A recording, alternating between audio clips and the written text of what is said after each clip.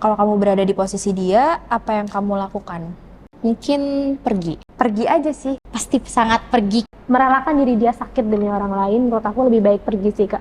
Nggak pertahanin dia kan, dia udah nggak baik buat kamu. Harus pergi sih. Aku akan lebih memilih pergi. Oke, halo Nala. Halo Kak.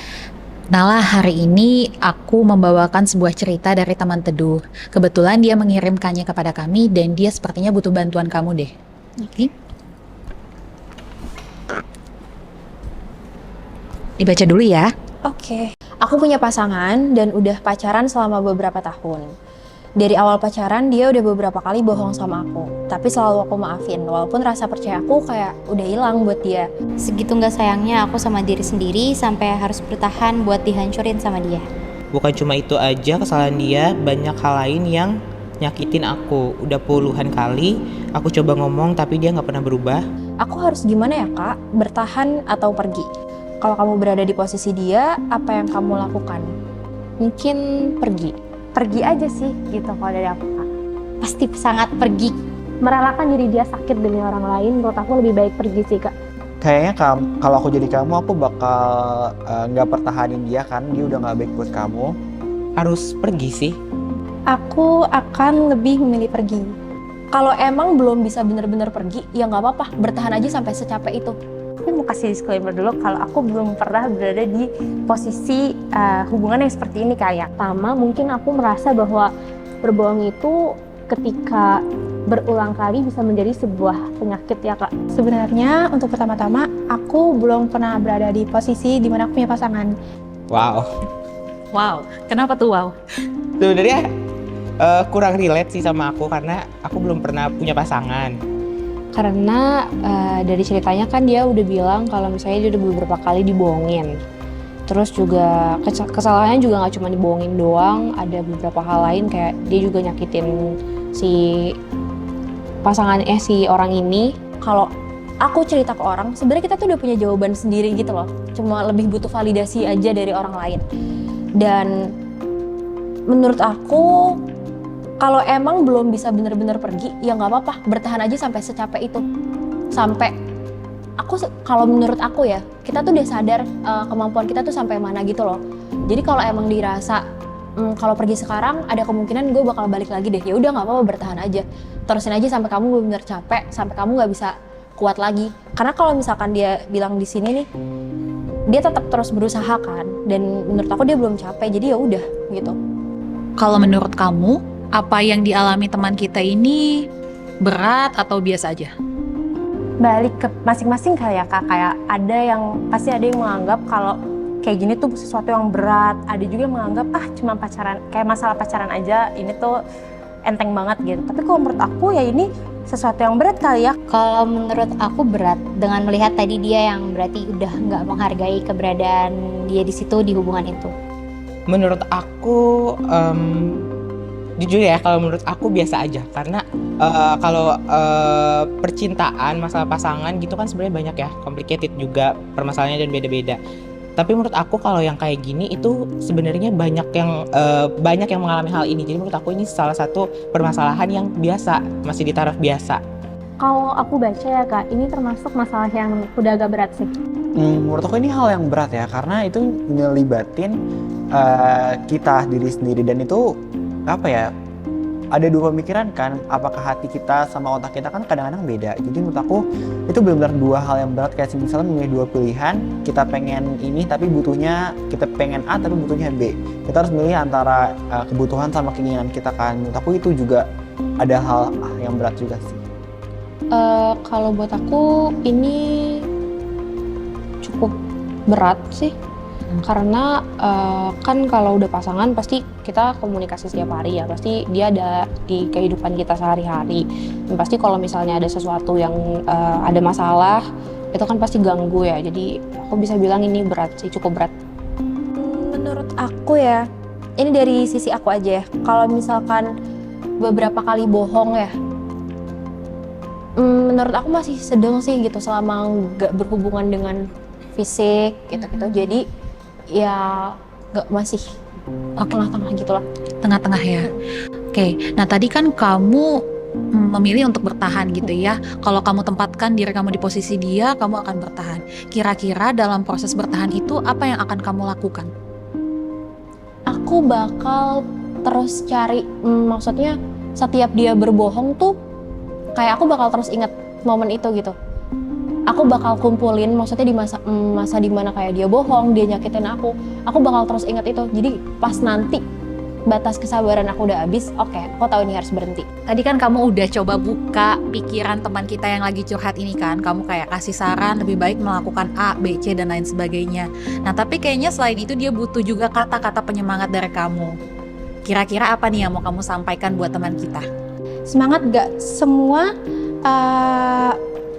perkataan seseorang itu kayak harus dipercaya. Kayak mungkin dia memberikan yang terbaik buat kamu sampai kamu bisa merasa kalau dia itu walaupun sudah melakukan hal tersebut, kamu akan mencoba balik lagi ke dia. Tapi ingat, diri kamu itu juga baik, berharga, jadi tetap percaya sama diri kamu dan jangan mau melewati hari-hari yang ternyata malah bikin kamu itu sakit dan sedih. Buat siapapun kamu, dari apa yang udah kamu sampaikan ini, jangan takut untuk ngelepasin orang yang mungkin emang udah banyak ngasih pengalaman dan juga udah ngasih waktu buat kamu, karena kamu berharga dan kamu juga berhak untuk punya kesempatan untuk disayangin, untuk ngerasakan kasih dan juga kebaikan-kebaikan yang lainnya dari orang-orang di sekitar kamu. Mungkin semangat aja ke depannya, cari pasangan yang benar-benar ngerti kamu, cari yang benar-benar kamu juga bisa menerima dia apa adanya, karena bisa jadi aja dia bohong karena mungkin salah satu alasannya ada di diri kamu. Dia jadi kayak takut untuk menceritakan hal yang sebenarnya karena kamu juga gitu. Jadi saling introspeksi diri aja. Banyak banget ya Kak, pasti kayak saya pengen nasehatin juga kayak harusnya lo udah dari lama putus sama orang ini segala macam, tapi kayaknya kalimat yang paling dibutuhkan sama dia saat itu sih ya I will always be there for you gitu. Kayak kamu jangan pernah merasa sendiri, semua permasalahan yang kamu rasain sekarang tuh itu temporary, jadi nggak akan kamu rasakan 1 tahun 2 tahun ke depan tuh. Aku bisa jamin kalau kamu udah happy lagi, udah kembali jadi diri kamu yang dulu, dan ya aku ada di sini untuk kamu gitu.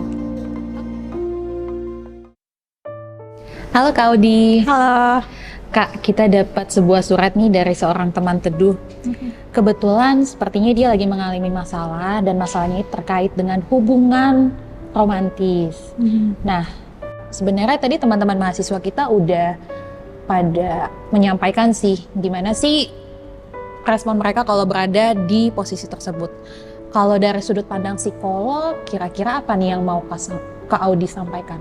Oke, sebelumnya mungkin terima kasih banyak teman teduh sudah berani untuk menceritakan masalahnya, dan pastinya nggak nyaman banget ya ketika kita sudah udah mencoba menyampaikan apa yang kita mau tapi ternyata tetap dibohongin, dan mungkin ada perasaan kita ngelihat itu sebagai kok gak sayang banget ya sama aku.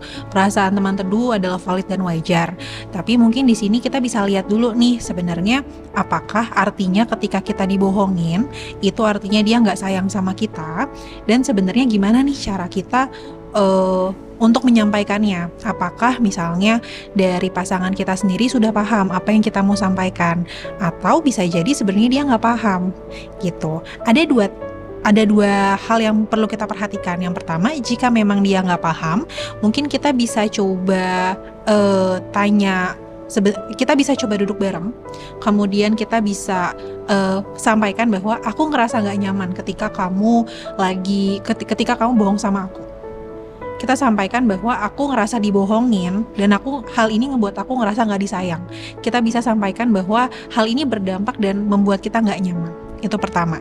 Tapi jika ternyata teman teduh sudah menyampaikan berbagai macam cara dan sebenarnya dia paham bahwa kebohongan dia itu berpengaruh terhadap teman teduh, mungkin ada baiknya teman teduh juga pertimbangkan lagi apakah teman teduh mau bertahan atau pergi. Kedua hal ini pastinya sama beratnya. Untuk bertahan mungkin kita nggak nyaman juga untuk terus berada pada posisi seperti ini. Pasti nggak enak banget. teman teduh bisa coba untuk bandingkan apa sih positif dan negatif dari setiap pilihan teman teduh. Apakah lebih banyak konsekuensi positifnya dibandingkan konsekuensi negatif untuk pergi. Teman teduh juga bisa coba coba tuliskan supaya teman teduh bisa kebayang nih gimana ya, banyakan mana ya konsekuensinya, dan konsekuensi mana yang negatif yang teman teduh bisa bisa terima gitu, konsekuensi mana yang teman teduh bisa tolerir gitu. Kalau misalnya teman teduh merasa bahwa dari sekian banyak pertimbangan teman teduh ngerasa bahwa lebih worth it untuk meninggalkannya, silakan tinggalkan. Tapi kalau teman teduh ada pertimbangan lain, mungkin teman teduh bisa coba pertimbangkan lagi, ada nggak ya hal lain yang mungkin belum ku explore gitu. Karena meskipun mungkin tadi dari kita dari diskusi sama mahasiswa ada yang bilang tinggalin aja, atau ada yang bilang bertahan nggak? Ada Kak. Ada yang bilang bertahan, ada yang bilang untuk meninggalkan pasangan tadi. Teman teduh bisa coba dengerin, teman teduh bisa coba lihat perspektif dari orang lain. Tapi lagi-lagi meskipun orang lain punya pendapat, yang menjalankan itu adalah teman teduh gitu. Teman teduh yang tahu bagaimana rasanya untuk ada di hubungan itu. Jadi teman teduh meskipun tadi banyak saran, silakan coba coba bisa dipertimbangkan lagi, dan bisa direfleksikan lagi sebenarnya yang mana yang sesuai dengan teman teduh gitu. Oke, Kak, terakhir dong. Apapun yang nantinya dipilih oleh teman kita ini berarti kan dia yang menjalani ya Kak. Tapi sepertinya dia butuh nih kata-kata penyemangat atau kalimat singkat lah dari sudut pandang psikolog. Kira-kira apa nih yang bisa Kak Audi sampaikan kepada teman kita? Emosi yang teman teduh rasakan ini valid, baik perasaan positif, perasaan negatif. Fakta bahwa teman teduh masih bertahan setelah dibohongi berkali-kali, dan meskipun teman teduh juga mempertanyakan diri teman teduh, pasti ada alasannya. Ada alasan kenapa teman teduh tetap bertahan. Dan teman teduh melewati berbagai macam perasaan gak nyaman, itu kuat banget. Makasih udah bertahan sejauh ini. Tapi ingat bahwa kita juga perlu memikirkan kebahagiaan kita juga. Jangan sampai rasa cinta kita ke orang lain itu mengalahkan rasa cinta kita terhadap diri kita sendiri gitu. Jadi apapun yang pilihan teman teduh nanti pilih, semoga bukan mengurangi atau membuat teman teduh tidak bahagia ya, karena kamu juga berhak untuk bahagia. Oke, thank you Kak Audi. Dear teman teduh, siapapun kamu yang mengirimkan cerita ini, semoga kamu bisa mengambil keputusan yang tepat, dan apapun keputusan yang kamu ambil pasti itu adalah yang terbaik untuk dirimu sendiri. Jangan ragu untuk bercerita, dan kalau misalnya kamu kebingungan, bisa ya Kak Audi langsung curhat aja sama psikolog teduh.